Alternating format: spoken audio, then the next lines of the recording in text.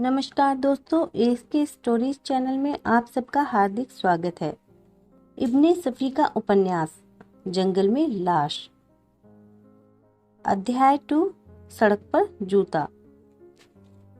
दूसरे दिन सुबह 6 बजे धर्मपुर का जंगल असलहों से लैस पुलिस वालों के जूतों की आवाजों से गूंज रहा था। आसपास के देहातों से तकरीबन 300 आदमी शक में गिरफ्तार किए गए, जिन पर कोतवाली में बेतहाशा लाठियां और जूते बरस रहे थे। इनमें से कई तो इतनी बुरी तरह पिटे थे कि बेहोश हो गए थे, लेकिन नतीजा कुछ न निकला। कोई सुराग न मिल सका। आखिर 4-5 घंटों की लगातार उठापटक के बाद मामला जासूसी विभाग के सुपुर्द कर दिया गया। राज रूपनगर केस के मशहूर इंस्पेक्टर फरीदी और सार्जेंट हमीद कोतवाली पहुंच सके थे। सारे किस्से की जानकारी उन्हें पहले से ही थी, लेकिन उन्होंने कोतवाली इंचार्ज वगैरह के बयान दोबारा सुने, पर एक चक्कर धर्मपुर के जंगलों का भी लगा आए। दिन भर की दौड़ धूप के बाद जब कोतवाली वापस आए तो कई चेहरे उन पर मुस्कुरा रहे थे। फरीदी तो इस तरह की बातों को हंसकर टाल देता था, लेकिन सार्जेंट हामिद ने नाक बहुत जरूर चढ़ा ली थी, लेकिन फिर जल्दी किसी सोच में डूब गया। तभी सोचते सोचते एकदम से उसकी आंखें चमक उठी। इंस्पेक्टर साहब, उसने फरीदी की तरफ देखते हुए कहा, हम लोग भी कितने बुद्धू हैं। क्या मतलब? फरीदी ने उसे बोलते हुए कहा। मतलब क्या? वही मिसाल है, बच्चा बगल में, ढिंडोरा शहर में। अरे, कहने का मतलब क्या कि मुलजिम का सुराग मिल गया, हमीद ने चुटकी बजाते हुए कहा। क्या तुम्हें मुझ पर शक है? फरीदी ने मुस्कुराकर कहा। खैर, वह तो पुरानी चीज है, मेरी पीठ ठोके। कहिए तो बताऊं। मुझे अफसोस है कि इस वक्त ठोकने की कोई चीज मेरे हाथ में नहीं। खैर, तुम बताओ। मोटरसाइकिल। मुलजिम ने अपनी मोटरसाइकिल रात ही छोड़ी थी ना, हामिद ने कहा। बहुत देर में पहुंचे, मुझे सुबह ही ख्याल आया था, लेकिन उसकी मोटरसाइकिल ऐसी नहीं हो सकती जो उसका पता ठिकाना बता दे, फरीदी ने सिगरेट सुलगते हुए कहा। फिर भी देख लेने में क्या बुराई है, हमीद ने उठते हुए कहा। दोनों कोतवाली इंचार्ज के साथ वहां पहुंचे जहां रात मुलजिम ने अपनी मोटरसाइकिल छोड़ी थी। मोटरसाइकिल अभी तक वहीं खड़ी थी। देखो, मैं ना कहता था, फरीदी ने कहा। नंबर प्लेट निकाल दी गई है, लेकिन कंपनी का नंबर तो जरूर होगा, हमीद ने झुककर देखते हुए कहा। यह भी रेत दिया गया है, फरीद ने कहा लगाया। हमीद भी खिसियाना होकर हंसने लगा। हम लोग नीरे घामंड नहीं हैं, फरीदी साहब, कोतवाली इंचार्ज ने हंसकर कहा। पहले ही देखकर इत्मीनान कर चुके हैं। क्या? यही थी कंपनी का नंबर, और यही कोतवाली में इसी जगह आज ही किसी वक्त साफ किया गया है। जी, कोतवाली इंचार्ज ने हैरत से विदा करते हुए कहा। जी हाँ, क्या आप जमीन पर लोहे के सरे नहीं देख रहे हैं? उफ, ओह, बड़ी गलती हुई, कोतवाली इंचार्ज ने हाथ मलते हुए कहा। इन्हीं बारीकियों के लिए तो हम दोनों को तकलीफ दी जाती है, सार्जेंट हमीद ने तनकर सीने पर हाथ मारते हुए कहा। लेकिन इससे क्या, मुलजिम बहरहाल अभी तक हमारी पहुंच से दूर ही है, कोतवाली इंचार्ज ने जलाकर कहा। खैर, देखा जाएगा, न घोड़ा दूर न मैदान, कोतवाली इंचार्ज में जाने के लिए मुड़ते हुए कहा। सार्जेंट हमीद सीढ़ी बजाने लगा। कोतवाली में बैठे फरीदी का दिमाग इस गुत्थी को सुलझाने में लगा था। आखिरकार वह कोतवाली इंचार्ज से बोला। दरोगा जी, अब यह बात तो अच्छी तरह साफ हो गई कि मुलजिम या मुलजिमों का निशाना आप ही थे। क्यों? नहीं क्यों, कोतवाल चौंक कर बोला। आपके बयान के मुताबिक रात को 5 बजे सब इंस्पेक्टर और 40 सिपाही ड्यूटी पर थे। उनमें से आप किसी को भी चुन सकते थे, इसलिए उनमें से किसी एक को मार डालने का सवाल ही नहीं पैदा होता। और जाहिर है कि धर्मपुर कोतवाली ही के क्षेत्र में है, इसलिए कत्ल या किसी वारदात के सिलसिले में मुकाए वारदात पर आपको ही पहुंचना होता है। ओ, इसका तो मुझे ख्याल ही नहीं आया था, कोतवाली इंचार्ज ने बेचैनी से कहा। अब आप यह बताइए कि आपका शक किस पर है? भला मैं कैसे बताऊं?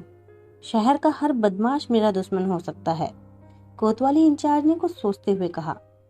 बहरहाल आप हमें कोई मदद नहीं दे सकते, हमीद ने हंसकर कहा। हमीद साहब, मैं आपसे माफी मांगता हूँ। हमीद, तुम चुप रहो, इंस्पेक्टर फरीदी ने हमीद को होते हुए कहा। हाँ दरोगा जी, क्या पीटर रोड के चौराहे के करीब कोई बस्ती भी है? हाँ, एक छोटा सा गांव है लक्ष्मणपुर, लेकिन उसकी दूरी यहाँ से लगभग 4 फलांग होगी। मेरा ख्याल है कि मैं इस वक्त वहां जाकर तफ्तीश करूं, इंस्पेक्टर फरीदी ने कहा। लेकिन आपको वहां इस वक्त औरतें और बच्चे मिलेंगे, वहां के सारे मर्द तो यहीं हवालात में हैं। तब तो और भी अच्छा है, हमीद ने अपने निचले होठ पर जुबान फेरते हुए कहा। फरीदी ने उसे फिर घूर कर देखा और वह एकदम संजीदा हो गया, लेकिन यह संजीदगी भी इतनी मजाकिया थी कि झल्लाया हुआ कोतवाली इंचार्ज भी मुस्कुराए बगैर ना रह सका। हमीद की बेवक्त की बेतुकी हरकतें फरीदी को अक्सर बुरी लग जाती थी। उसकी इस आदत के चलते फरीदी अक्सर कहा करता था कि वह जिंदगी भर एक अच्छा जासूस नहीं बन सकता। फरीदी को उसकी उस वक्त की बेतुकी बातों पर सख्त गुस्सा आ रहा था, लेकिन थोड़ी देर बाद उसका जहन फिर अपने काम में लग गया। लक्ष्मणपुर की तरफ रवाना होते ही फरीदी ने उस इंस्पेक्टर को भी साथ ले लिया जो रात वाले हादसे में कोतवाली इंचार्ज के साथ था। धीरे धीरे अंधेरा बढ़ता ही जा रहा था। इंस्पेक्टर फरीदी की कार सड़क छोड़ कच्चे रास्ते पर चली जा रही थी। इंस्पेक्टर फरीदी साहब, एक बात मेरी समझ में नहीं आती, सब इंस्पेक्टर बोला। खुद आप भी होते तो उसकी हालत देखते हुए उसके बयान की सच्चाई में शक न करते। यह सब कुछ ठीक है, फरीदी ने बुझा हुआ सिगार जलाते हुए कहा, लेकिन मैं उसका सही पता ठिकाना जाने बगैर हरगिज उसके साथ में न जाता। हैरत इस बात पर है कि सुधीर साहब ने रवानगी लिखने की भी जहमत गवारा न की। नहीं साहब, रवानगी पर लिखी गई थी, सब इंस्पेक्टर ने जल्दी से कहा। दरोगा जी, मैं कोई बच्चा तो हूं नहीं, क्या मैं इतना भी नहीं समझ सकता कि रवानगी हादसे के बाद लिखी गई है? फरीदी ने बुरा सा मुंह बनाकर कहा। खैर, यह कोई नई बात नहीं, आप ही नहीं, आपका विभाग यूं ही हम लोगों के लिए कोई अच्छी राय नहीं रखता।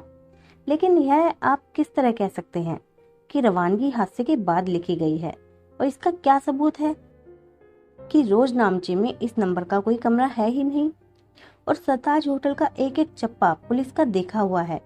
उस जैसे बदनाम होटल का नक्शा तो मेरे ख्याल से मामूली कांस्टेबल के जेहन में भी होगा, क्योंकि पुलिस कई बार उस पर छापा मार चुकी है। असली वाक्य मुझसे सुनिए। आप लोग बगैर पूछताछ किए उसके साथ चल पड़े थे। बाद में सुधीर साहब को इस गलती का एहसास हुआ। वापसी पर जब वे रवानगी लिखने बैठे तो घबराहट में कमरे का नंबर लिख गए। मैंने केस हाथ में लेने के बाद सबसे पहले रवानगी ही देखी थी। शायद उसी वक्त उन्हें अपनी गलती का एहसास हुआ। उसके बाद अभी थोड़ी देर पहले मुलजिम के हुलिये के लिए मुझे दोबारा रवानगी देखनी पड़ी। आपको यह सुनकर हैरत होगी कि कमरे का पहला नंबर ब्लेड से खुरचकर उसकी जगह दूसरा नंबर लिख दिया गया था, जिसकी शाही कागज कुदरा होने की वजह से फैल गई थी। फरीदी खामोश हो गया और हमीद हंसने लगा। साहब, यह बात मेरी समझ में तो नहीं आई। वाकई आप लोग हम लोगों के बारे में बहुत बुरे ख्याल रखते हैं, सब इंस्पेक्टर ने झेप मिटाने की कोशिश करते हुए कहा। हम लोग आप लोगों के बारे में बुरे ख्याल रखने पर मजबूर हैं, आखिर कोई हद भी है। कोतवाली में रखी हुई मोटरसाइकिल का नंबर कोई रेत कर चला जाए पर आप लोगों को खबर भी न हो, वाकई इस पर तो जरूर हैरत है, सब इंस्पेक्टर ने कहा। मैं दावे के साथ कह सकता हूँ कि कोतवाली का कोई फर्द सुधीर साहब की जान का दुश्मन है या फिर उनके दुश्मनों से मिला है। कोई बाहर का आदमी इतनी हिम्मत नहीं कर सकता। आपका ख्याल ठीक है, लेकिन वह कौन हो सकता है, यही तो देखना है। कार लक्ष्मणपुर में दाखिल हो चुकी थी। यहाँ तकरीबन 2 घंटे तक छानबीन करने के बाद भी कोई सुराग न मिल सका, लेकिन इतना जरूर मालूम हुआ कि वहाँ के लोगों ने पैरों की आवाज सुनी थी। लेकिन यह उनके लिए कोई नई बात ना थी, क्योंकि वहाँ आए दिन शिकारियों की बंदूकें चला करती थी। वापसी में सब इंस्पेक्टर ने फरीदी से कहा, इंस्पेक्टर साहब, क्या बताऊं, वाकई हम लोगों ने सख्त गलती की कि मुलजिम का पता मालूम किए बगैर उसके साथ चले गए। और यह भी सही है कि रवानगी हादसे के बाद लिखी गई थी, लेकिन मुझे उम्मीद है कि आप लोग यह बात अपने तक ही रखेंगे। मगर यह कैसे मुमकिन है, हमीद जल्दी से बोला। फरीदी खामोश था, उसकी निगाहें बाहर अंधेरे में भटक रही थी। उंगलियों में दबा हुआ सिगार बुझ चुका था।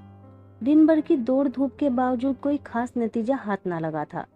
यह शायद पहला मौका था कि तफ्तीश का एक दिन इस तरह बेकार हो रहा था। अगर मैंने इसकी कोई खास जरूरत ना समझी तो उसे पर्दे में ही रखूंगा, फरीदी ने धीरे से कहा और सिगार सुलगाने लगा। शुक्रिया। सब इंस्पेक्टर ने इत्मीनान की सांस ली। फिर खामोशी छा गई। कार की तेज रोशनी अंधेरे का सीना चीरती हुई तेजी से आगे बढ़ रही थी। अचानक सड़क के बाएं किनारे की झाड़ियों से 3-4 गीदड़ निकलकर सड़क पार करते हुए दाएं किनारे की झाड़ियों में घुस गए। इनमें से एक के मुंह में दबी हुई कोई चीज सड़क पर गिर पड़ी। कार तेजी से उसे रोनती हुई आगे निकली जा रही थी कि तभी फरीदी चीखा, हमीद रोको, गाड़ी रोको। कार एक झटके से रुक गई। क्या बात है? सब इंस्पेक्टर हैरान होते हुए बोला। आइए आइए। हमीद, जरा मुझे टॉर्च देना, फरीदी ने कार से उतरते हुए कहा। टॉर्च की रोशनी सड़क पर पड़े हुए जूते के चारों तरफ घेरा बना रही थी। फरीदी ने जूते उठाकर टॉर्च की रोशनी में देखना शुरू किया। जूता तो नया मालूम होता है, लेकिन यह यहाँ कैसे आया? हमीद ने कहा। यह इन्हीं गीदड़ में से एक के मुंह में दबा हुआ था। फरीदी जूते पर नजरें जमाए धीरे से बोला। टॉर्च की रोशनी में झाड़ियों से उलझता हुआ वह आगे बढ़ रहा था। हमीद और सब इंस्पेक्टर भी उसके पीछे पीछे चल रहे थे। उन्हें उसके इस रवैये पर सख्त हैरानी थी, लेकिन वे खामोश थे। अचानक फरीदी रुक गया। झाड़ियां हटाकर दूसरी तरफ कुछ देख रहा था। सब इंस्पेक्टर और हमीद भी रुक गए। थोड़ी देर बाद फरीदी मुड़कर बोला, दरोगा जी, आप भूतों पर यकीन रखते हैं या नहीं? मैं आपका मतलब नहीं समझा, सब इंस्पेक्टर ने कहा, लेकिन ना जाने क्यों वह कांपने लगा। मतलब यह है कि अगर आप इस वक्त जंगल में किसी जगह एक आदमी की टांग जमीन के अंदर से निकलते देख लें तो आपका क्या हाल होगा? मेरे ख्याल से इनकी रूह इनका जिस्म छोड़कर निकल जाएगी, हमीद हंसकर बोला। अच्छा, तो पहले तुम ही आओ, फरीदी ने संजीदगी से कहा। हमीद आगे बढ़ा, लेकिन दूसरे ही पल उसे ऐसा मालूम हुआ जैसे किसी ने उसे पीछे धकेल दिया हो। वह बुरी तरह कांप रहा था। जरूर भूत, हमीद हकलाने लगा। बस निकल गई सारी शरारत, फरीदी ने हंसकर कहा। आइए दरोगा जी, आप भी देखिए। जी मैं। सब इंस्पेक्टर हमीद की हालत देखकर आगे बढ़ने की हिम्मत ना कर सका। भाई कमाल कर दिया आप लोगों ने, आइए मेरे साथ, कहते हुए फरीदी झाड़ियों में घुस गया। हमीद और सब इंस्पेक्टर को भी साथ देना ही पड़ा। एक जगह थोड़ी खुदी हुई जमीन से एक इंसानी पैर बाहर निकला हुआ था। पतलून का पायचा कई जगह से फटा हुआ था और नंगे पांव में लंबी लंबी खराशें थी। क्या समझे? फरीदी अपनी दोनों डरे हुए साथियों की तरफ मुड़कर बोला। दोनों खामोशी से उसका मुंह ताक रहे थे। यह जूता उसी पैर का है। गीदड़ ने यहाँ की जमीन खोदी है। लाश की एक टांग निकाल पाए थे कि मोटर की शोर की वजह से उन्हें भागना पड़ा। शायद वे इसकी टांग खींचकर बाहर निकालने की कोशिश कर रहे थे। उसी जद्दोजहद में उसका जूता उतर गया, जिसे एक गीदड़ लेके भागा, फरीदी बोला। फिर उसने आगे कहा, अरे भाई, यूं खड़े मेरी सूरत क्या देख रहे हो? जो बताइए वह किया जाए, सब इंस्पेक्टर अपने सूखे होठों पर जुबान फिरता हुआ बोला। आओ मिट्टी हटाकर लाश निकालें, फरीदी ने बैठते हुए कहा। हमीद, तुम टॉर्च दिखाओ। फरीदी और सब इंस्पेक्टर ने मिट्टी हटानी शुरू की। 1 घंटे की मेहनत के बाद वे लाश को निकालने में कामयाब हो गए।